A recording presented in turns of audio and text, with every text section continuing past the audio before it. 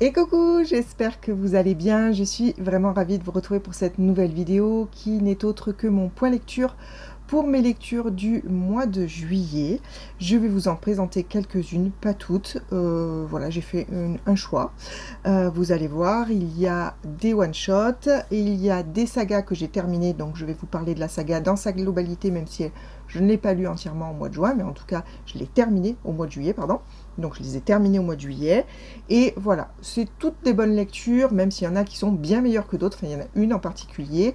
Mais voilà, je vais commencer tout de suite avec le premier roman que je vais vous présenter, c'est Les Murmureurs de Dragons d'Adé Martel, qui est sorti cette année, donc en 2026.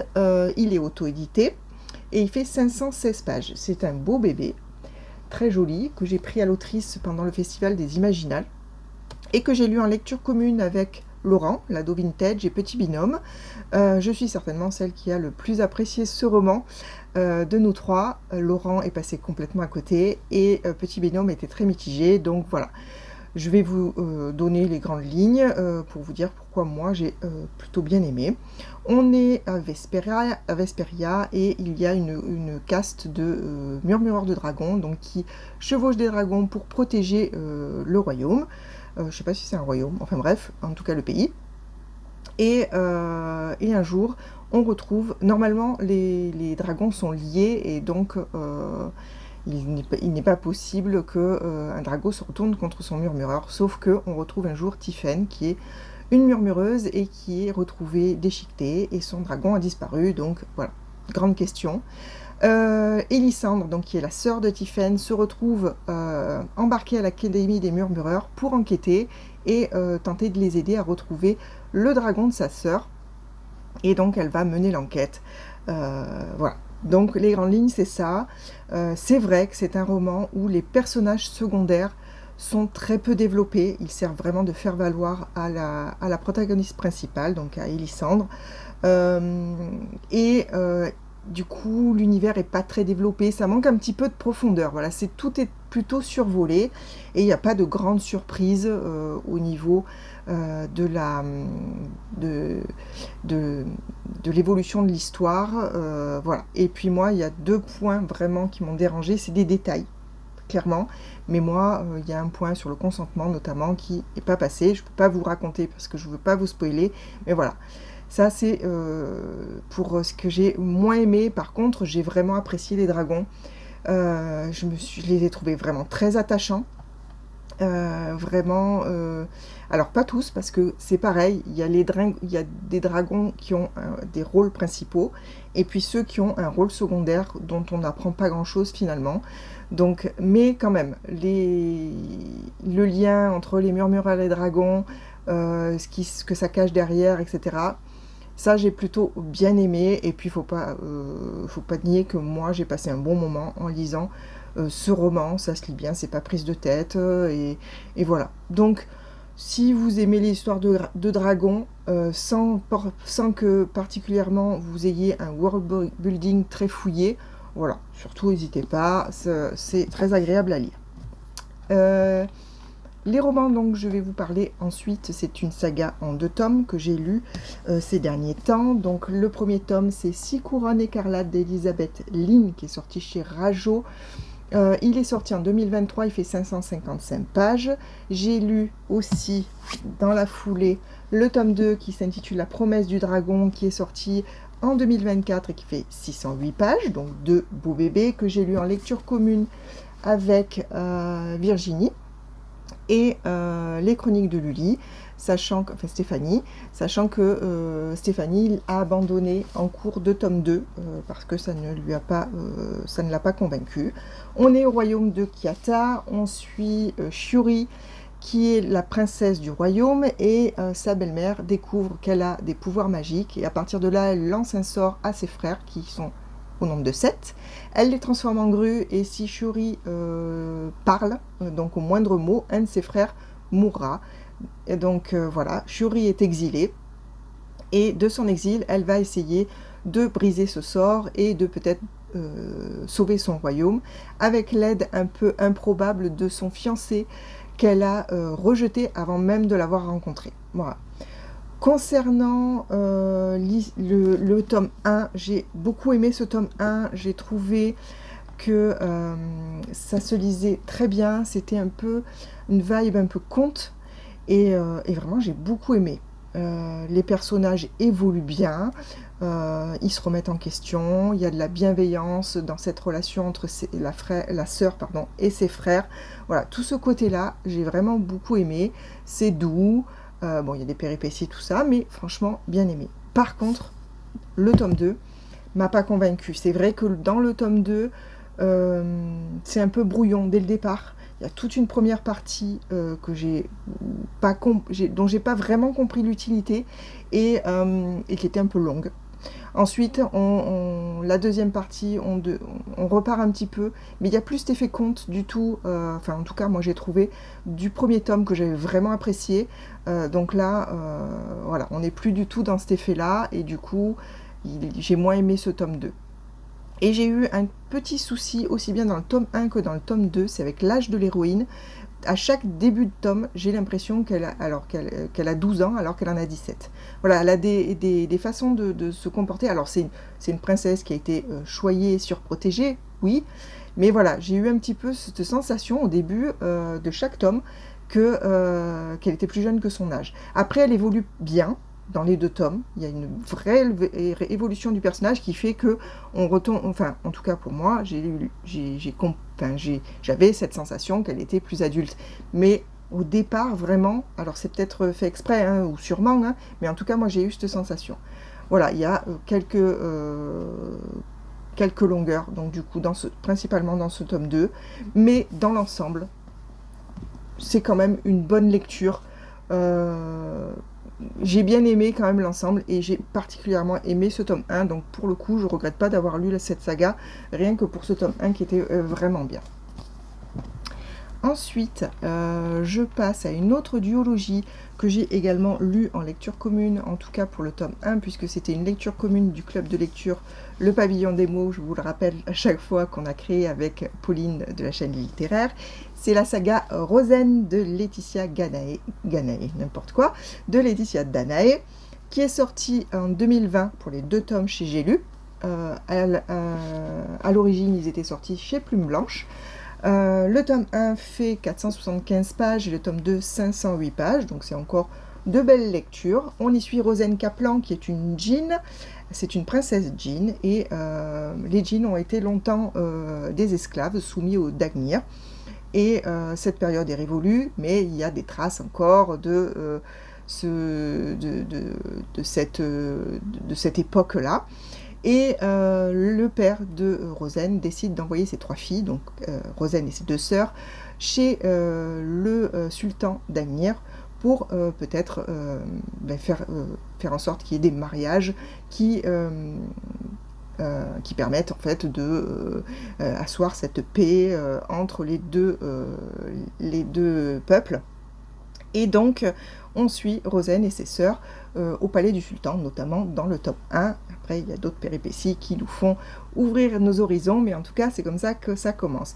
J'ai trouvé qu'il y avait quelques facilités, il y avait parfois des longueurs, que les histoires d'amour, notamment sur le tome 1, les histoires naissantes, n'étaient pas toujours crédibles, que c'était parfois un peu convenu, et que le dénouement m'a pas tellement convaincu. Par contre, on est dans un univers oriental que j'ai beaucoup apprécié, surtout dans le tome 2 parce qu'on en voit plus que dans le tome 1, c'est un petit peu plus développé dans le tome 2.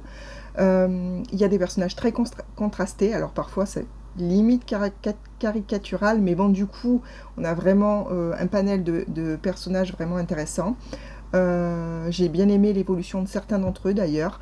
L'écriture est très agréable. Enfin, moi c'est pas les premiers Laetitia Danaé que j'ai lus, et à chaque fois je prends plaisir à lire parce que c'est bien écrit et on passe toujours un bon moment. Voilà, donc une duologie qui n'est pas un coup de cœur, loin de là, qui ne m'aura pas toujours convaincu dans ses péripéties, ses événements, mais dont je garde un bon souvenir et qui sera quand même une très bonne lecture, qui m'a fait passer un bon moment. Et c'est tout ce qu'on leur demande finalement. Ensuite, une de mes lectures que j'ai préférées dans ce mois de juillet, c'est Red Rising de Pierce Brown, qui est sorti chez Hachette en 2015. Donc c'est une petite relique que j'avais dans ma palle. Donc c'est un tome 1, il y a 5 tomes je crois. Je l'ai lu en lecture commune avec Virginie. Alors à chaque fois j'oublie son pseudo sur Instagram, je vous le mettrai en bas parce que vraiment, à chaque fois je la cite, mais j'oublie son pseudo. Bref. Donc, dans cette saga, on suit Darrow, qui fait partie de la caste la plus au bas de l'échelle, on va dire. Mais lui, ça lui convient. Son métier lui convient, ça lui convient. Sauf qu'un jour, les dirigeants de la société vont faire quelque chose qui va changer toute sa vie. Et donc, pour se venger, il va intégrer l'élite et pourtant il va tenter d'intégrer l'élite pour détruire en fait la caste des dirigeants de l'intérieur. Pour ça, il va être accepté dans un institut pour être formé, donc à l'élite.